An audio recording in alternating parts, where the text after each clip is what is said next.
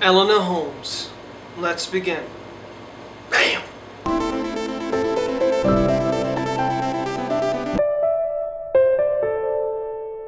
Before we can get started, the hair, yeah, it's just a paste. I'm not aging. I didn't see like the monster in the abyss or anything like that. Enola Holmes.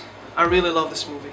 I gotta say 100%, with all honesty, I enjoyed it extremely. Finally, 2020 gave me something that I can enjoy. It's been so long. I mean, TV shows, yeah, but movies kind of... This one, I gotta hand it to them. Amazing. So, let's begin the non-spoiler parts of my review. I want to say about this movie is it did a wonderful, wonderful job. From the cast, from the acting, from the design, everything about it felt like interesting period piece in history. I kind of enjoyed the characters. Even the supporting characters never felt like, oh, these people were put here for no reason and they kind of forgot about them. No, each person kind of gave this movie a little bit extra. And the main character, Elena, the way she kind of breaks in and out of the fourth wall when she's talking to someone, she's like, that's your plan?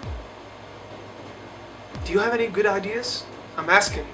That really kind of engaged my attention. It really pulled me into the story with her. And I gotta say, the story itself is enjoyable. It feels like improvised, but not in a bad way. It feels like it has a main idea, but that main idea changes because of the elements around it, not because the writing is lacking somehow. You know, one of those movies like it seems all over the place. This one, it seems like it's going, okay, I'm going here, but wait, I gotta help this, I gotta stop this, I gotta do something. And it ties in all together in a way that I felt like, wow, that was enjoyable. The main character, her brother, which I didn't understand that this, when I went into this movie, I didn't know that it was actually Sherlock Holmes movie related. And I gotta say, I really enjoyed that twist. I didn't feel like Sherlock Holmes and Mycroft Holmes took anything from the story. They added their own like characters, but not really in a way that overpowered the movie itself. Like they didn't put too much in it that it became Sherlock and Mycroft movie. It still maintained Enola Holmes, this interesting story. And I gotta say, if you want to watch something that is kind of fun, enjoyable, interesting, it taps into that mind of you when you were a kid and kind of, you know, want to see an adventure, fun, not too much edginess that you would be like, oh man, I don't want to see edgy, I just want to see enjoyable. I want to say I highly recommend this movie. Now for now, I've only given you like hints of the stories, but for so far, I didn't ruin anything. But I'm gonna ruin a lot of things now. This is your last warning.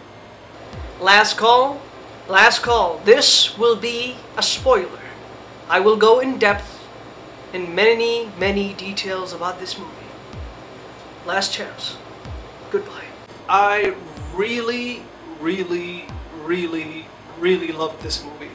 It's a combination between whimsy and adventure, family, action. It's kind of everything you kind of want in a story. I'm not trying to big it up more than it is. It is enjoyable to a certain level. I'm not going to say it's going to be your new favorite of 2020, but it is a fresh air, to say the least. It's a new breath, you know, and I gotta say, I didn't know anything going into this movie. I didn't know that it had anything to do with Sherlock Holmes and anything, and it kind of doesn't, because yes, she's kind of like the sister of Sherlock Holmes, but other than that, they really don't go too much with Sherlock or too much with Mycroft. They have their roles in this movie, but they don't overstay their welcome. The story is still about Elena, and it is enjoyable. This character is fun, you know, adventurous, and you can see why she would be like that from the way she is brought up, from her mother, the way they kind of explore life, and it's very, very awesome. So let's talk about the elephant in the room, because you know you're gonna have a lot of people that are gonna say kind of iffy stuff about this. You know, you have a lot of people say, oh, I didn't like the message, it was trying to push a story, it was trying to push anything. Let's clear the air. It is pushing the idea of empowerment for females and women, and the neglection of them, how they feel powerless in this world, which is 1880 England, which is pretty much effed up to the hilt. And it is touched upon in this movie in very, very interesting ways, from the streets, from the schools, from everyone. They kind of gravitate to each corner in London, and they kind of show you just a little bit, not too much. You would feel like it's laying this agenda heavy.